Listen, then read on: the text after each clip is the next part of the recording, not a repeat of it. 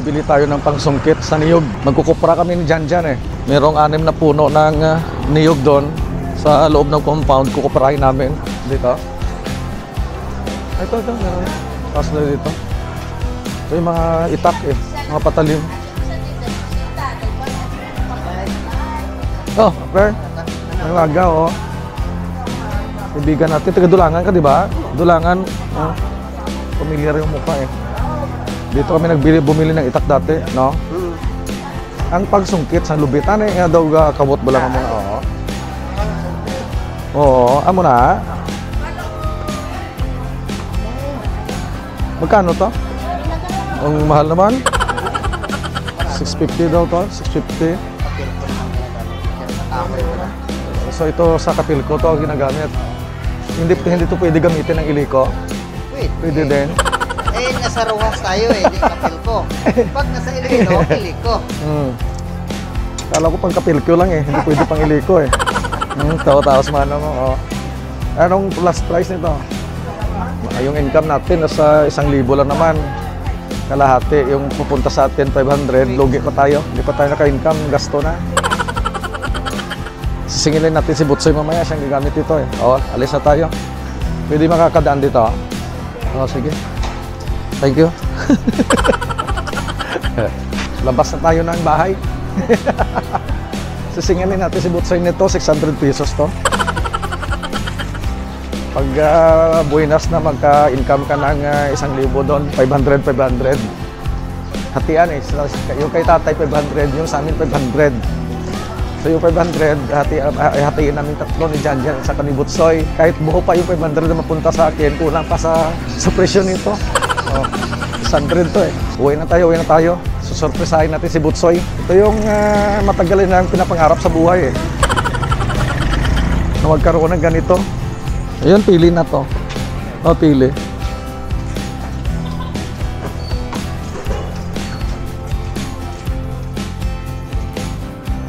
Ito na yung binili natin na pang sungkit ng ating niyog. O, kararating lang natin. Galing sa pinagbilhan natin ito. Si Butsoy kumakabit na. Higpitan mo, Soya. Parang kauit to ni Satanas ah. Pang niyog talaga to. So merong ilang puno? 1, 2, 3, 4, 5, 6, 7. Itong puno ng niyog ang nandito. Ang 8 sana sa loob ng ating swimming pool. Puro nakuna na yan nung nakaraan. Tingnan natin kung ilan ang income natin sa 7 puno ng niyog. Paghati-hatian namin 4. Si Janjan, ako, si Butsoy, saka si Tatay. Tatay hindi tumutulong pero nakikihati. Oh, kita mo, binigay na sa akin. Loko-loko talaga si Butsoy. At ako daw magaling eh. Oh, saan tayo? Doon muna? Oh, dito tayo sa harapan. Oh, ito na. Magkukupra tayo. Patayuin natin, Soy. Gandang buhay mo, Soy ah. Ang bigat ng sungit. Buhay pa kasi. Mukhang hindi kaya.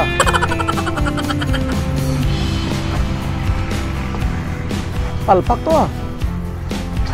Mukhang hindi ko makauit.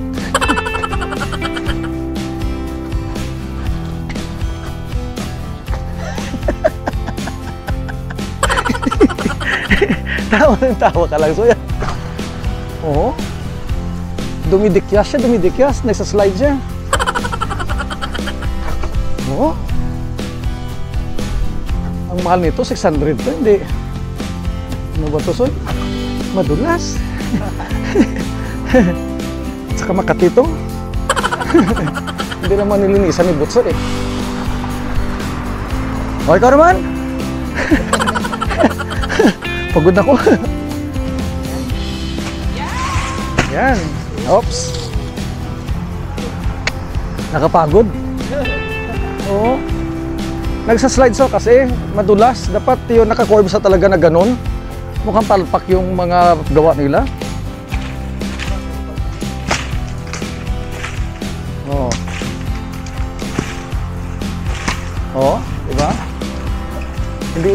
Hindi matalas eh. Hasain muna. Umuutot na si Butsoy eh.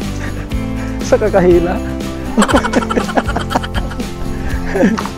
Palpak yung binili namin. Dapat ito naka-curve to eh. Dapat ito nakaganon dapat talaga. So yung nangyayari, pag gamitin mo sa pangkuha ng niyog, ito dumudulas to.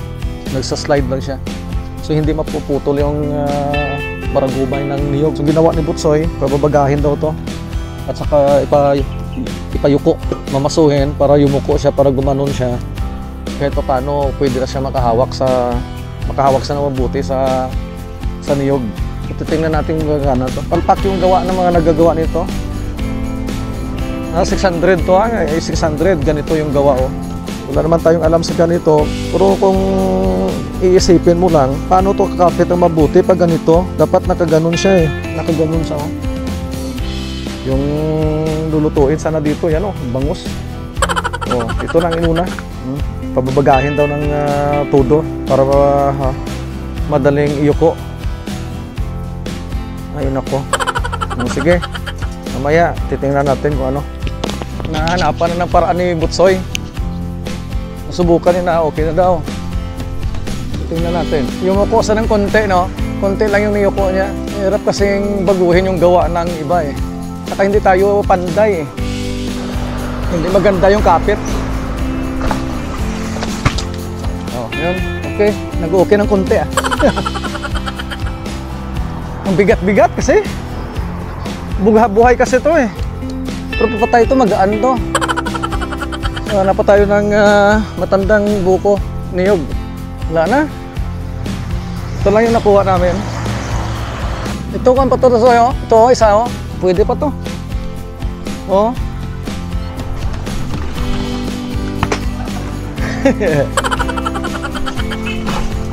Oh. Sobrang hirap. Bumili ka nga kahit anong mahal, tapos palpak.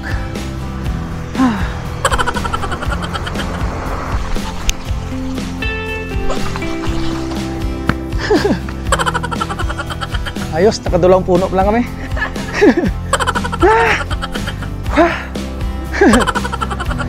Hindi to mahirap. Yung pag kukuha ng niyog, hindi mahirap pag okay itong binili natin. Yung paggawa nito palpak eh. Gano'n na siya oh. Slide na siya ng slide.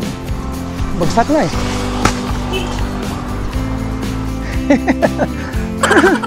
Tingnan muna tayo. Yan, si Butsoy.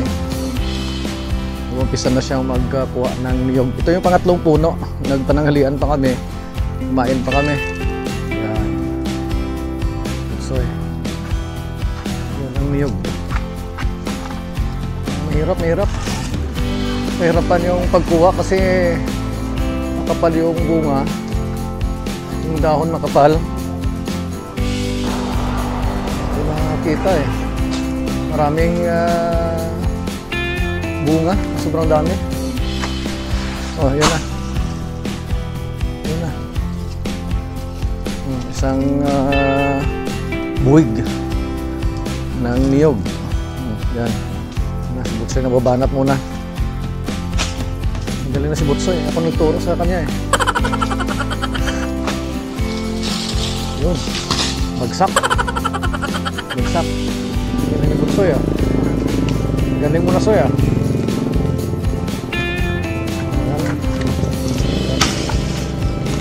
O pag nakuha yan, dami yan. Mga 10 siguro. 10 puraso.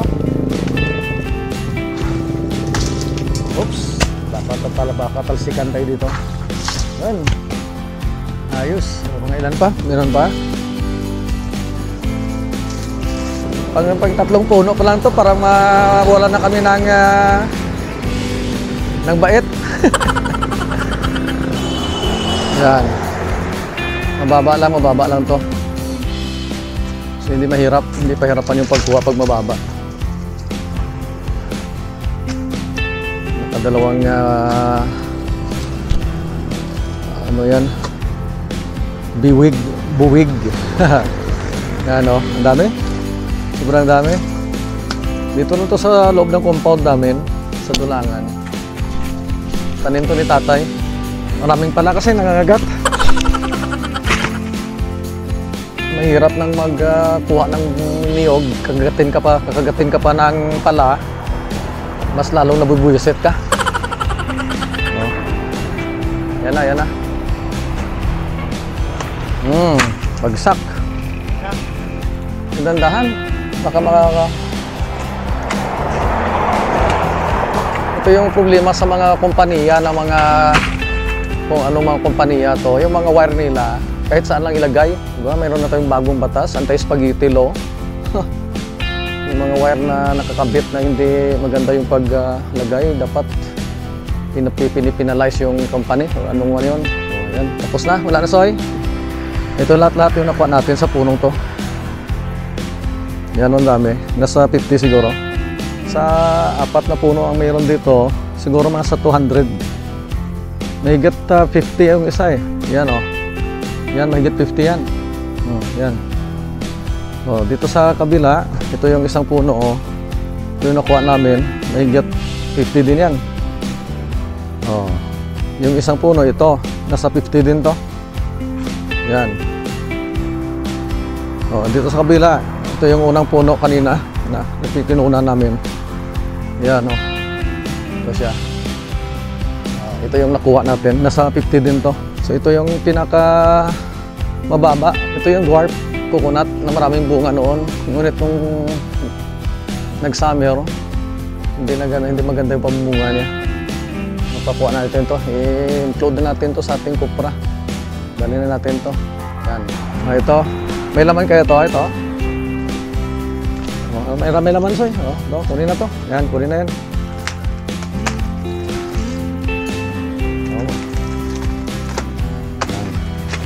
O pala, no? Wala pala. O, arito. Huwag mong hawakan kasi. Putulin na lang. Yan, o. Putulin. Huwag nang hawakan. Yan. Yan. O, diba? Yung sa kabila, meron. O, kinagat ka. Ang pugi mo kasi. Dalawa pa yan eh. May bigat pa yan sa timbangan eh. Kasi siyang tumanim. Dapat may hati daw siya. Kami ang nagtrabaho, dapat may hatian kaming 3. 4 yung maghahati. Magandang buhay ni tatay, no?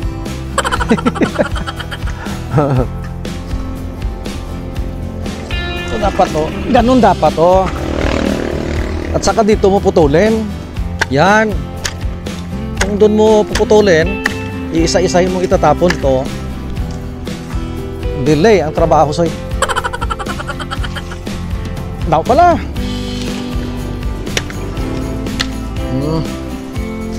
Ito may laman to, di ba? Ah, wala. Buang to, buang. Si Raulo. Marami akong kakilalang si Raulo eh.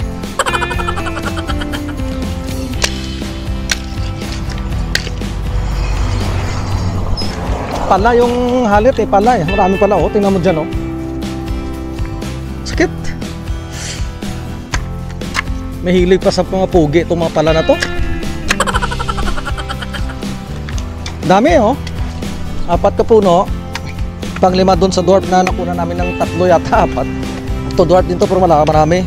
Pero sa harapan ng bahay doon, ilan yung piraso yung nakuha namin. Oh, subukan nating wasayin natin to, wasayin. Yung pala kasi mahilig sa kung saan yung singit-singitan mo, doon siya. Oh, kilikili, hita, at saka itlog. Yung gusto ng ng pala. Mas mabilis to. Yan.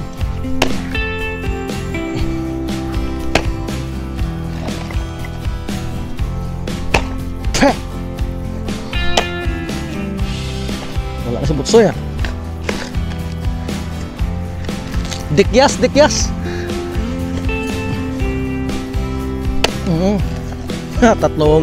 Tatlong parte ah. Yan.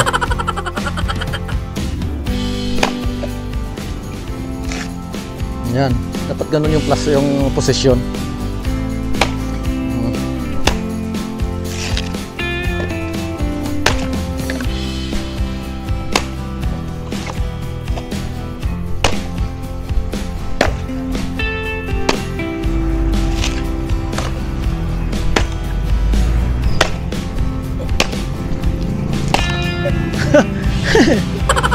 Galing ko ah.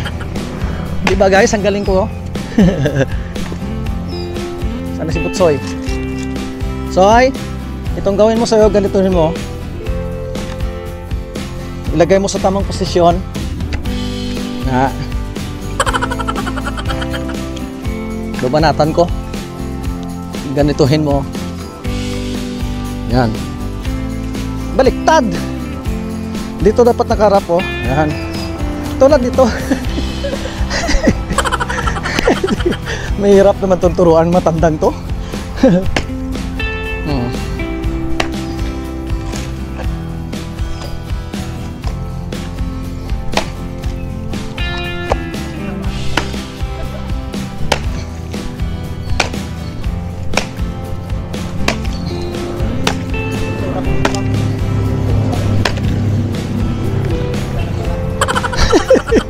No na pala. Maraming pala kasi. Ibang bilis. Si Butsoy pa bagal-bagal eh. Parang babae.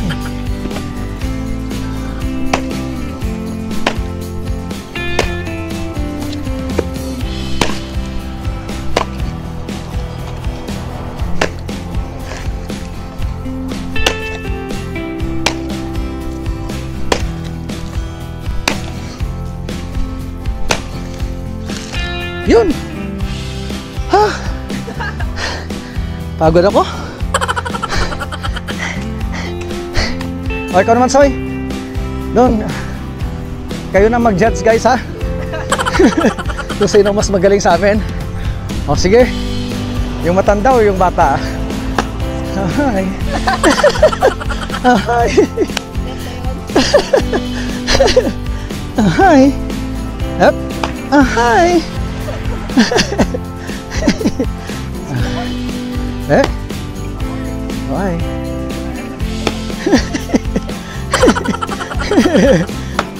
Ayan na, yan na. Mukhang bumibilis na si Butsoy.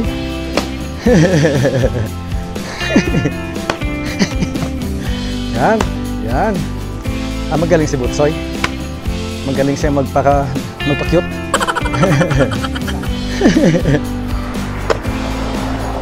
Ano ba yan, Soy? Bagal ah.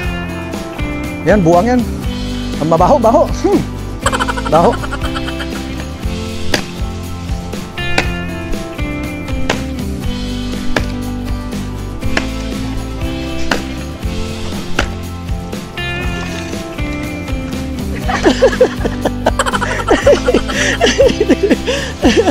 Oh, si Jan kanina pa oh. Oh, yung ginawa niya oh, pinagbabasag yan ng sobra-sobra yung niyog natin. Oh. Mahina. Kahit anong gawin nila, talagang mahina. Hindi nila makakuha yung mga abilidad ko. Malagi dyan lang to pala guys oh. Ha? Malagi dyan. Ika-apat. No? Ayan, okay. Yung iba kanina 5 eh.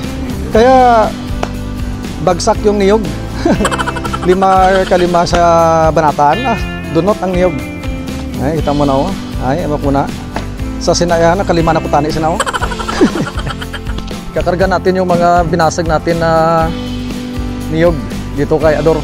Papunta doon sa Bilaran. Mahirap pag mano-mano mong gagawin eh. So mabuti ito may sasakyan tayo. Pasensya na Ador. Sabi ni Ador, lahat-lahat na lang trabaho ko na. Yung kambal ko, walang kwenta. Ako lang nagtatrabaho, sabi ni Ador eh. Si Cardo daw, ang tamad-tamad na ngayon. Madami. Ilang puno lang to? 4 na puno lang. Ito, tapos na kami magkarga. Yung 4 na puno dito. Tapos na, si Jan ay magdadrive. Pupunta doon sa ating Bilaran. Malapit lang naman. Si Butsoy, nandun pa rin. Oh. Ito yung plaza namin. Oh. Hindi na na-maintain. Nagkabitak-bitak na. Meron na mga damo. Ito yung basketball court ko dati. Nung nasa elementary ako. Ano ba yun? Siguro sa grade 6 ako. Pinagawa ko ni tatay para bilaran ng palay namin. At saka para paglaruan ko. Meron akong basketball court dito na pinatayo sa dati na bumagsak na. So dito tayo magbibilag. Diyan, oh. Diyan, buksan mo na dyan. Sige. Yan, bumagsak na yung mga niyog. Ayan to eh. Ayan lang. Dali lang yung baba, no? Dump truck pa yung dati dyan, no? Mabibili daw sa ng dump truck. Ito lang naman yung 7 puno na naman ng meron siya, dump truck lang yung hinihingi niya. Oh, sobra pa ito sa dump truck eh. Oh, tingnan mo. Patuloy pa rin tayo sa ating pagkukuha ng niyog. Oh, si Jan. Yan. Siya ang tagakuha ngayon. Oh, yan. Galing ni Jan ah. Yan. Diba? So, si Kanusoy. Oh, ayan na. Baka tamaan. Yung. Oh, ikaw naman dyan sa kabila. Wala ka ng powers dyan. Wala pang asawa yan. Wala ding girlfriend. Pero wala ng persa. Ito yung pang-5. Pang-5 puno. Pang-6 to, pang-6. Pang-6 na. Yan, pwede yan. Yan na dyan. Yan na dyan, oh. Ang daming bunga dyan, oh.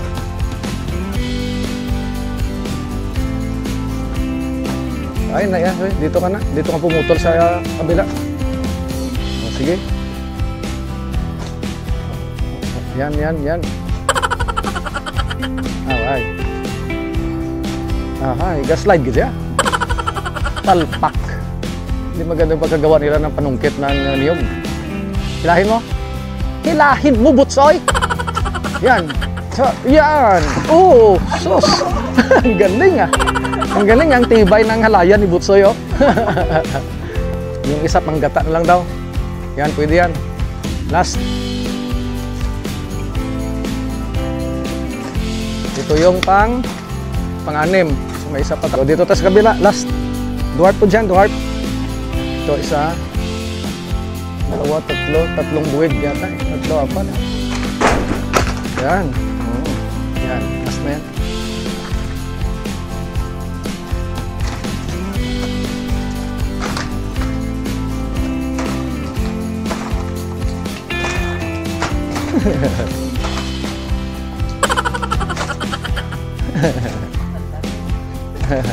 Punusin mo, butungin mo. Butungin. Yan, butungin pa. Oh, isang try na lang. Kung wala na nagadikyas, sige na pa na. Yan. Very good. So, okay na tayo. Tutuloy pa rin tayo sa ating ginagawa dito. Yung pagkukupara natin. Nandito na si Butsoy. Ano yung mga kupara natin. Naibilad na natin ng isang araw. Yan. Hindi na matigas kunin yan sa bao. Pag binuka mo siya, kagad-agad kunin, kinuha mo siya sa kanyang bao na hindi mo binilad matigas. Ano si Butsoy, oh. Yan. Sa amin ang nakakuha ni Butsoy, oh. Nakuha yan na, marami na. Ito lang pa proseso. Pag nakuha to, ibibilad to uli. Itong mga ganito. Ibilad yan uli hanggang mawala yung gata at maging oil na lang yung natira. So bibinta natin to, titinan natin 8 puno pala, lahat 8. So titingnan natin kung ilan yung or magkano yung income natin sa 6 na or 8 puno, hindi 6. Yun lang ang pagkukupra. Oh. Ito man. Dali lang.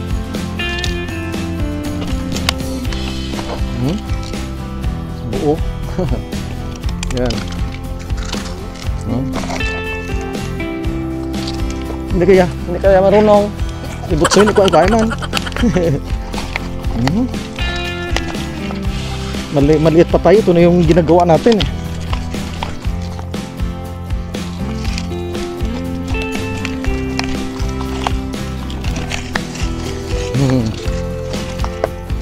Yan.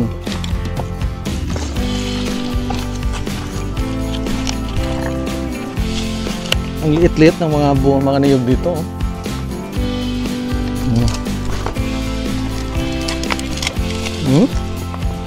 Dali na mo. Makukunat. Mayroong niyog na makunat. Ito si nanay, oh.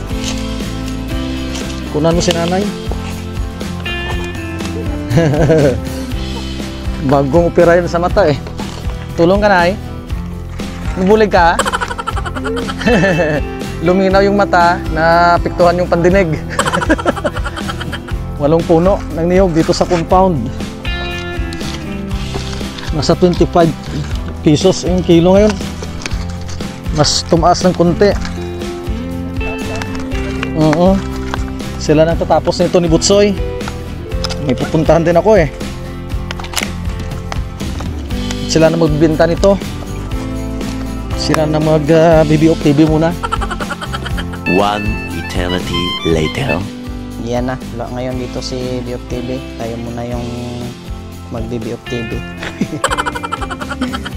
Ito na yung kupra natin. Makalipas ang ilagakadlakol, 3, 4. 4 na araw, 3 taon at 6 na buwan. Sa wakas, luto na. Ito yung muka ng kupra na bilad sa araw pag naluto. Yan o. Hindi masyadong maitim. Yan. Lutong-luto na o. Pwede na to. Samahan nyo kami. Bibenta na natin to. Tignan natin kung magkano yung ating mabibenta. Parang excited ka kula. Yan. Mabigat. Mga ilang kilo, Col?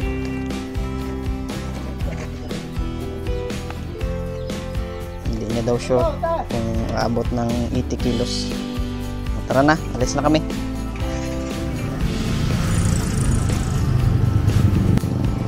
Yan na.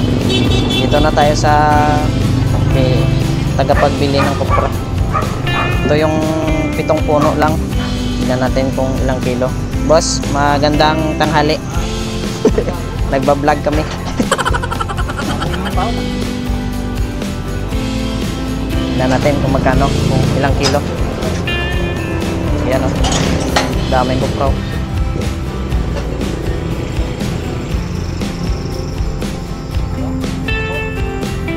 Pila, boss? Oh, 74 kilos. 74 call. Ganun lang talaga. 7 puno lang yan, eh. Yung 74 kilos. Okay na yan. Yan na. Tingnan natin kung magkano income. Yan. 1,850. Laki, ah. Ito. 74 kilos minus 2, 72 na lang, times 25.70. Yan na, 1,850.40. Yun yung income ng 7 puno ng niyog. Ito na, uwi na tayo. Col, ano na, Col, oh? Waka mo na. Yan. Ay, tama ba, Col? Parang duda ka ko lang. Oo, okay na yan. O, sige na. Maraming salamat po sa inyong panonood. Hanggang sa muli. Buhay po tayong lahat. Ito ang BOF TV. Yes.